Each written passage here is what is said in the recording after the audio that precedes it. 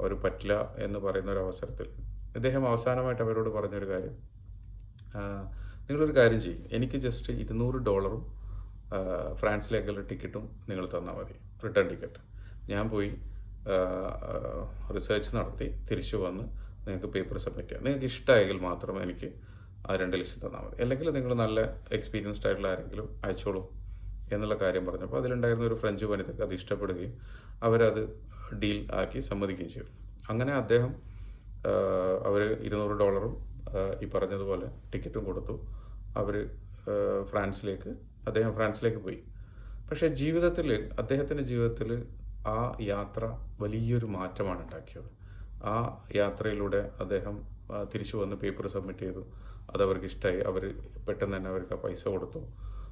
അത് കഴിഞ്ഞ് പിന്നെയും ഒരു 3 മാസം കഴിഞ്ഞപ്പോൾ അദ്ദേഹത്തെ വീണ്ടും വിളിച്ചു. അദ്ദേഹം ഫ്രാൻസിലേക്ക് തന്നെ പിന്നെയും വീണ്ടും ഒരു ഗവേഷണമായിട്ട് ബന്ധപ്പെട്ട് അദ്ദേഹം പോയി. പിന്നീട് അദ്ദേഹത്തിൻ്റെ ജീവിതം ഫ്രാൻസിലായിരുന്നു.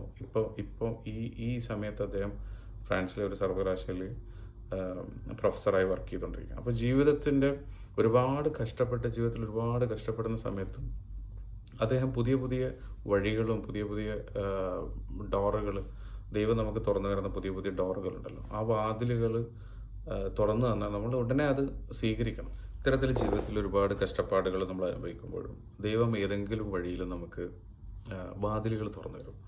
ആ വാതിലുകളിലെ നേർത്ത വെളിച്ചം കണ്ടെത്താനും അതിലൂടെ മുന്നേറാനും നമുക്ക് പറ്റണം. അതാണ് അദ്ദേഹത്തിൻ്റെ ജീവിതത്തിലുണ്ടായ വലിയ മാറ്റം.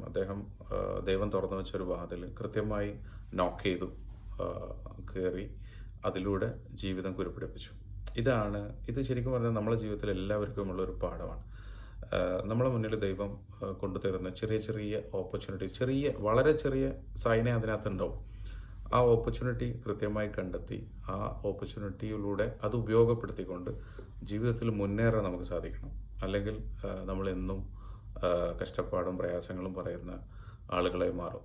അതേസമയം ദൈവം നമുക്ക് ഒരുപാട് ഓപ്പർച്യൂണിറ്റീസ് നമ്മളെ മുമ്പിൽ ഇട്ട് തന്നിട്ടുണ്ടാവും. നമ്മളതൊന്നും എടുത്തിട്ടുണ്ടാവില്ല, നമ്മളതിൽ നോക്ക് ചെയ്തിട്ടുണ്ടാവില്ല, ആ ഡോറ് തുറന്നിട്ടുണ്ടാവില്ല. ഇതാണ് നമ്മുടെ പ്രശ്നം. അപ്പോൾ കൃത്യമായിട്ട് ദൈവം നമ്മളെ മുന്നിലിട്ട് തരുന്ന അവസരങ്ങൾ കൃത്യമായി ഉപയോഗപ്പെടുത്തുക, ജീവിതത്തിൽ വിജയിക്കുക. Thank U.